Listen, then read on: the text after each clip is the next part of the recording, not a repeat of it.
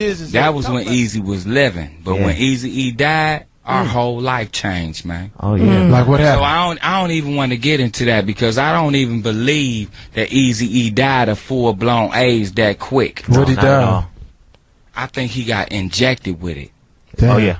Somebody injected him? Who you think injected? Jerry Heller. What the? Jerry Heller. Jerry Heller injected Eazy with AIDS? His doctors. His doctors? I mean, you know what I'm saying? What would be his motive behind it? How else could you explain a common cough? How else could you explain that in November, December, my first leather coat I ever had? Yeah.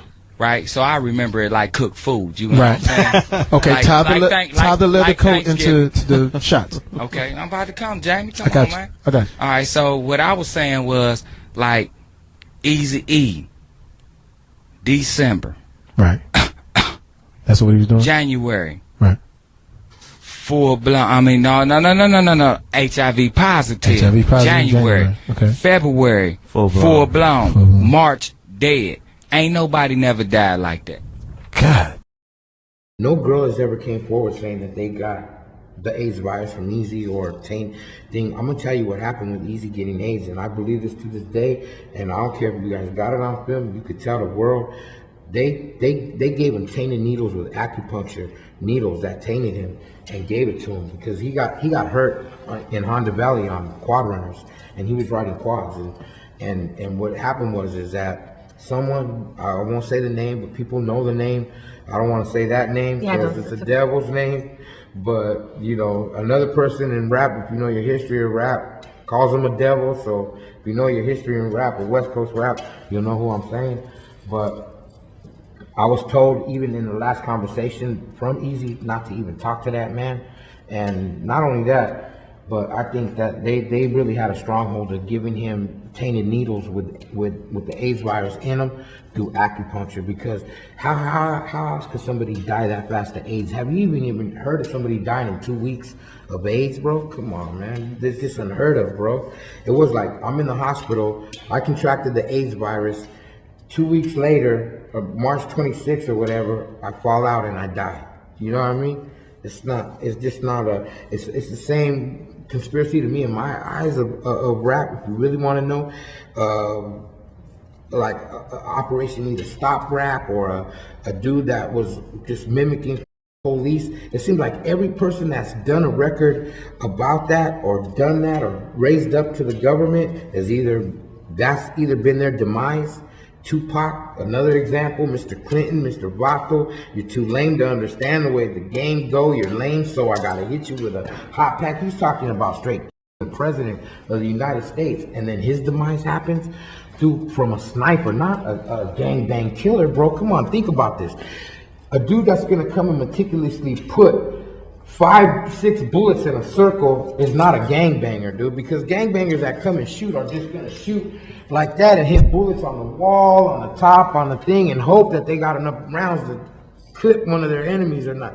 Not like that, bro. No way, Biggie. No way, bro. There's no way these dudes were just gangbangers shooting like that, bro. Those are marksmen, government snipers. I don't give a. Technology is so high, right? Right. So if you shoot somebody, you go to jail forever. So the kids, you don't want to go to jail forever, right?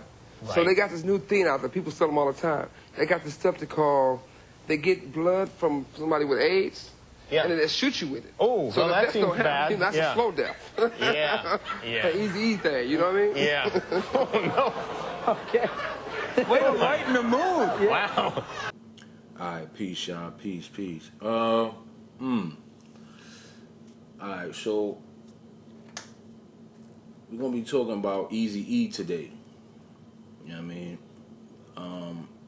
As y'all seen in the clip at the beginning of the video, that was Crazy Bone explaining that Jerry Heller was possibly behind Eazy-E's demise. And a lot of people think that Suge Knight killed him, you know, because they've seen that clip. Plenty of people seen that clip of Suge Knight explaining that, you know, he gave Eazy-E an injection.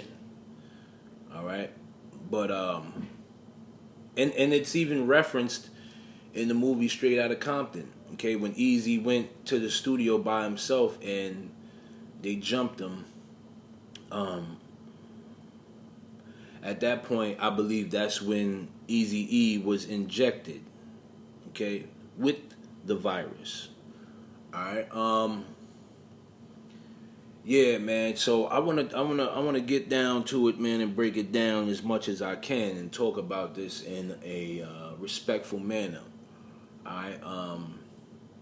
I don't want to disrespect anybody's family here or anything of that nature. You know what I'm saying? But I do want to actually speak about certain things that Eazy-E partook in, and why they got rid of him. You know what I'm saying? Because I believe that there's something more to it than what we know. All right. So Eazy-E was brought into the music business. All right. Didn't know how to rap. Could not spit a rhyme for shit. Okay. You know, some would say that he was basically an industry plant at that time because Dr. Dre had discovered him. Now, if y'all know the history of Dr. Dre was in the World Class Wrecking Crew or whatever. They was dressing weird and stuff.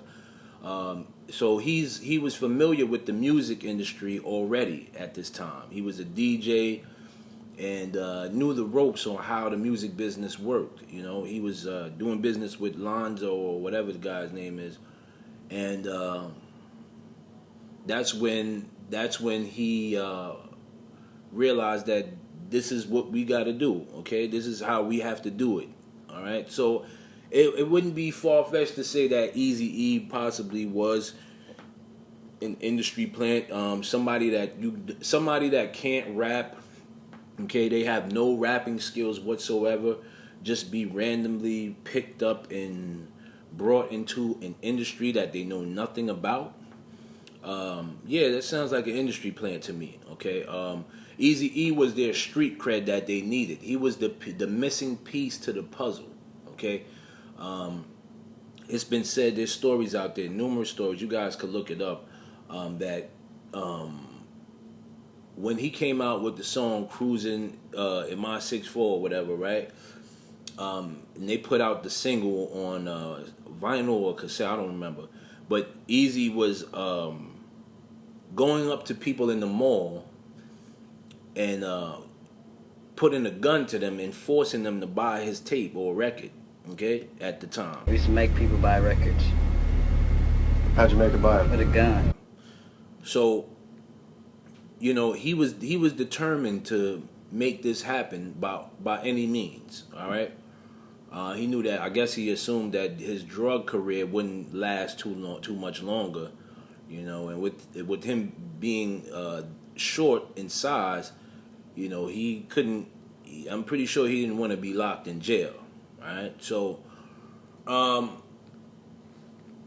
now, I mean, Eazy-E, and you know, to some people this may shock y'all, this, you know, but Eazy-E did, I truly believe that he was the very first hip hop artist to introduce Satanism into hip hop.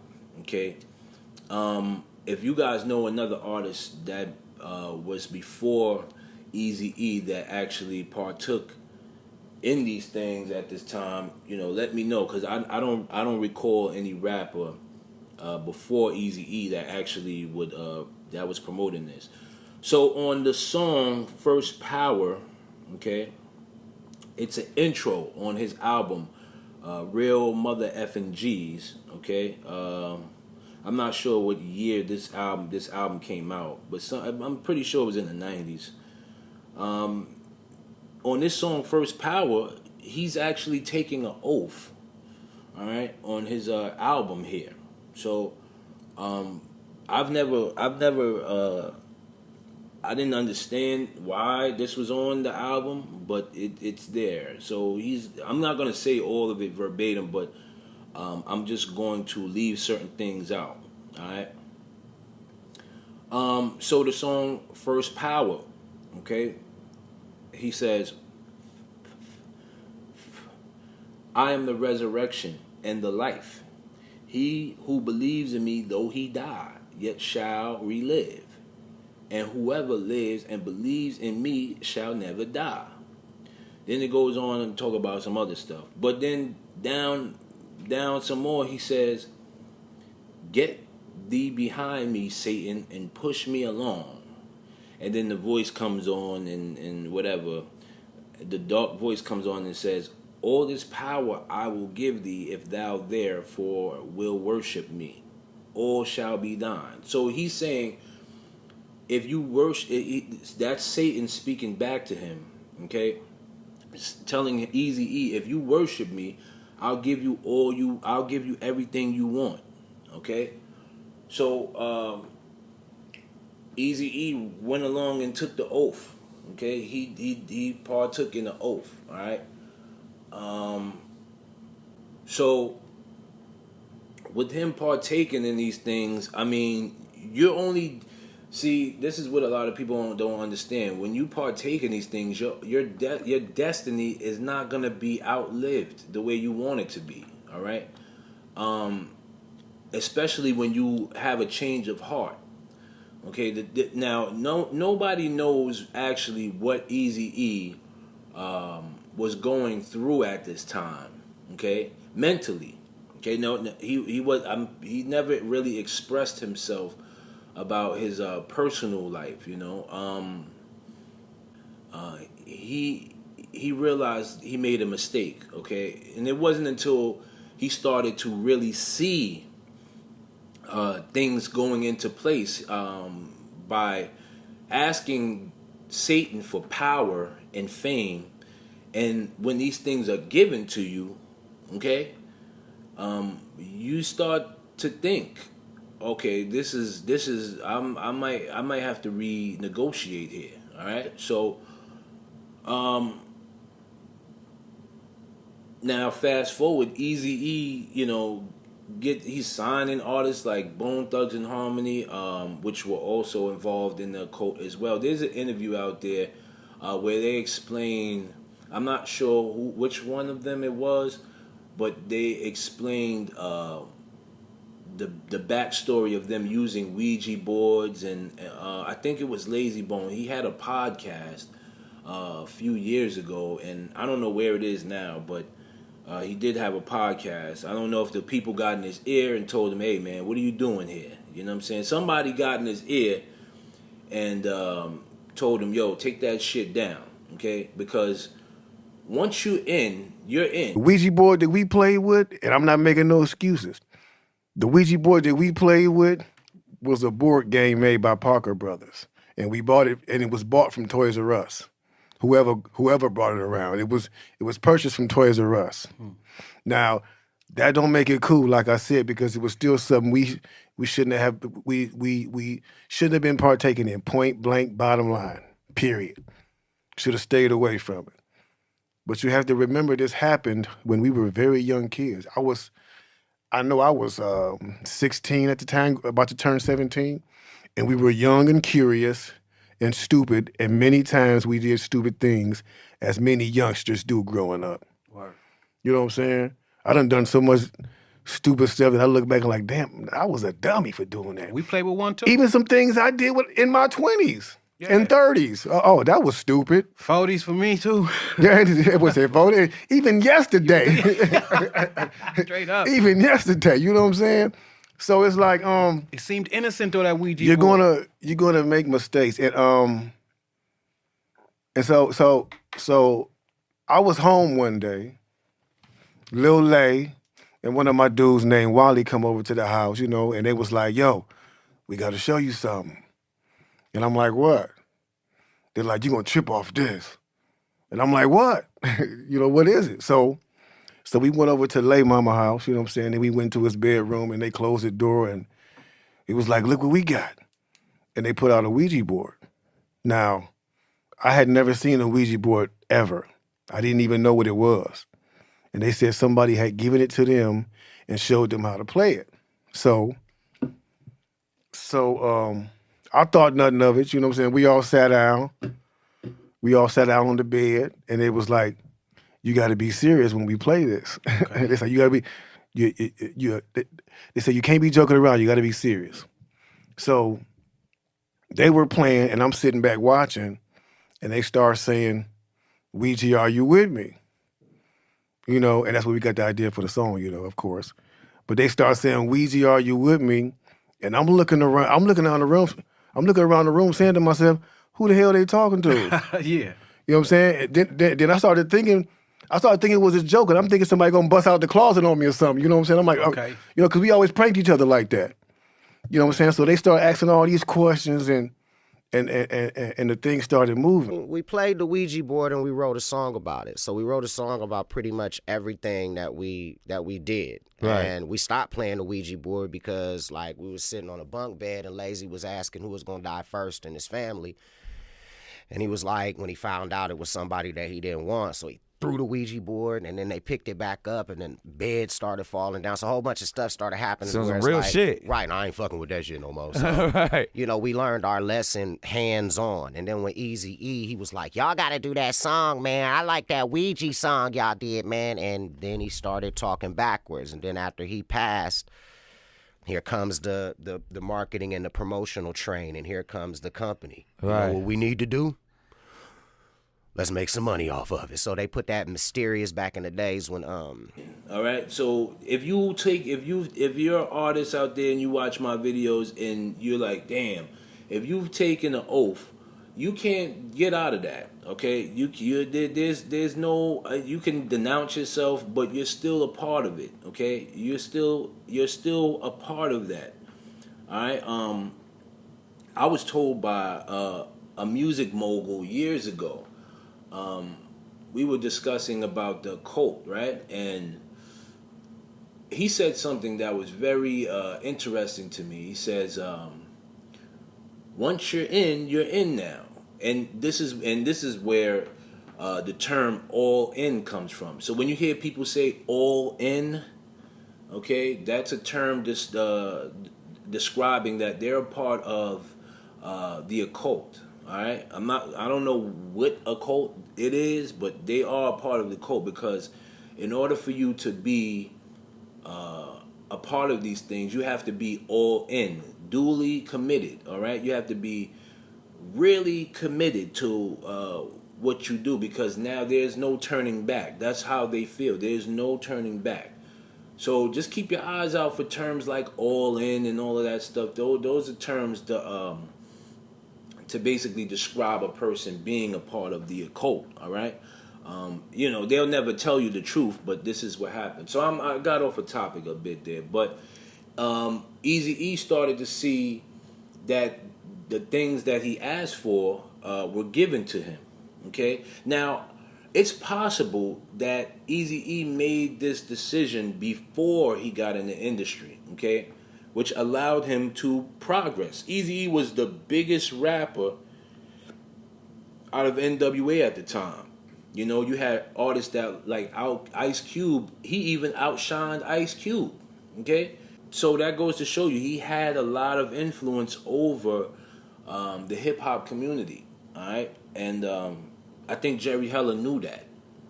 And once Eazy-E decided to say to himself, well, this guy is shady. I know the business now. He basically used Jerry Heller to learn the business, and got the hell out of Dodge.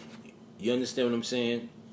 And I believe Jerry Heller didn't like that at all. He didn't like to feel played. Okay, nobody likes to feel played. All right. So here we are, Jerry Heller. Now I'm gonna go on and say this. Okay, now, and I'm not going to put anything on Simon. If y'all don't know who Simon is Suge Knight, but I'm not going to put anything on Simon. I'm going to go out and say this, all right? I believe Simon and Jerry Heller were in cahoots and behind Eazy-E's. They were behind Eazy-E's death, okay? Once Eazy-E said, I got to get away from Jerry Heller, I can't do it. If you pay attention, and even in the movie, Jerry Heller looked distraught when Eazy-E, separated himself from him. He was like, no, you can't do this. He looked like he didn't want to live anymore, okay? Because that was his cash cow. Eazy-E was his cash cow, all right? So picture your only income being cut off now, all right? So the only way to prevent this, okay, now pay attention here. The only way to prevent this from happening, all right, is to take him out. Now, if Jerry Heller has shares in Ruthless Records, right, and he wants to cut, Eazy-E wants to cut Jerry Heller out, right? If he cuts Jerry Heller out, Jerry Heller no longer gets paid. But if he kills Eazy-E before he gets cut out, Jerry Heller still gets paid. Okay? Until as long as he wants.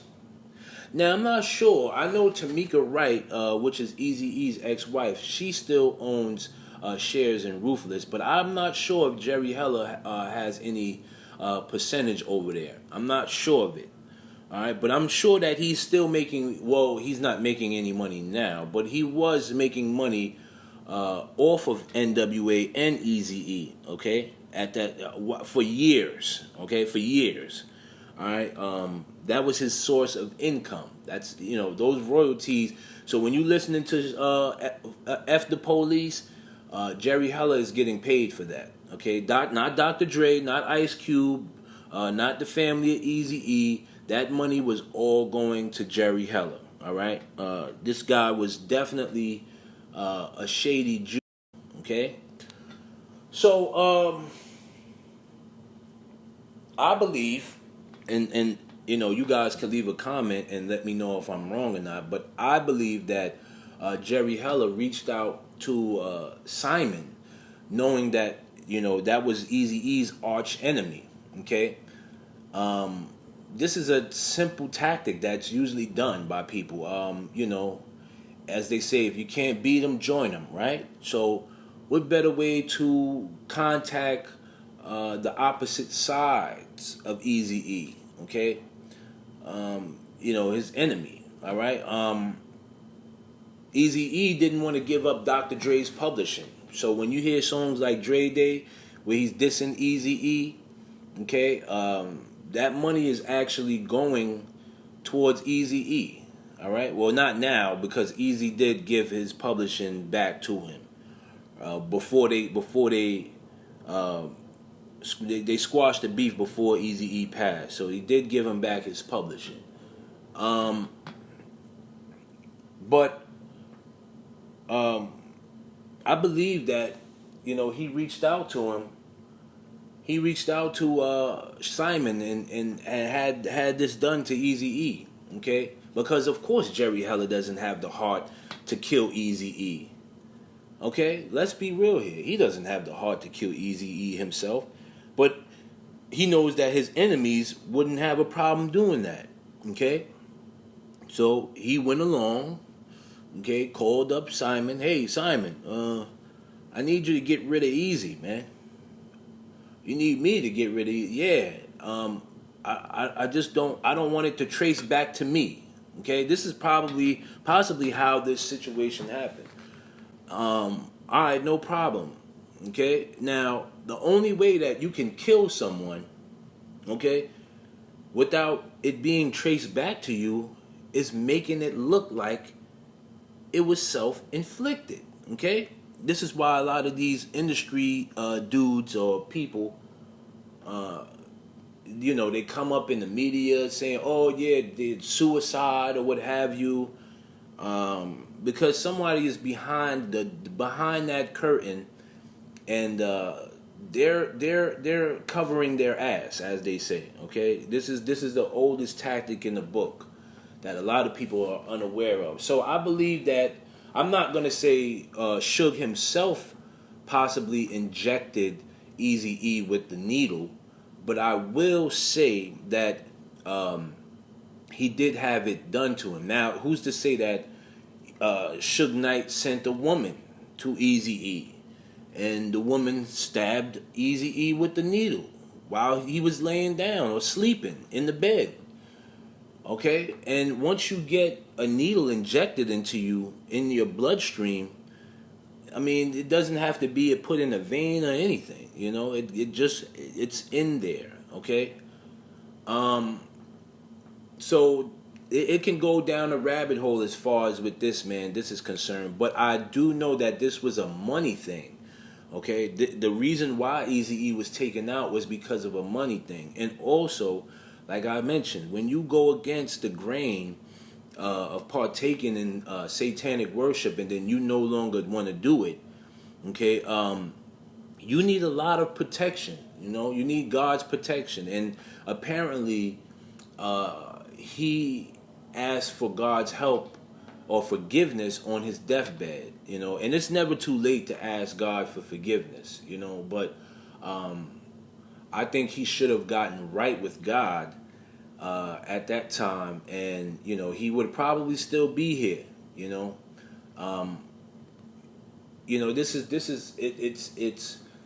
it's unbelievable that you know, a lot of these entertainers partake in this satanic worship, man. It's unbelievable. Yeah, Eazy-E, man. You know, I wish nothing but his family the best, man. You know, Little Eazy and all of them guys, man. You know, but we definitely have to be very careful, okay, when participating in the music business, all right? And stay away from people that want your soul, all right? Hey, you. Yeah, you. Do you suffer from acne, whiteheads, blackheads, cystic acne, razor bumps, stretch marks, bags under your eyes, eczema, hyperpigmentation? Visit Deodara.us and get you some facial care products that'll clear up your skin in less than 30 days. And the prices are affordable. Man, I've been using this stuff for less than 2 weeks and my skin already shining like Michael Jackson's penny loafer. No harsh chemicals are used and it's all organic oil. And it's safe for any texture or shade of skin. Trust me, I would know. Deodara.us. Link is in the description. Purchase now.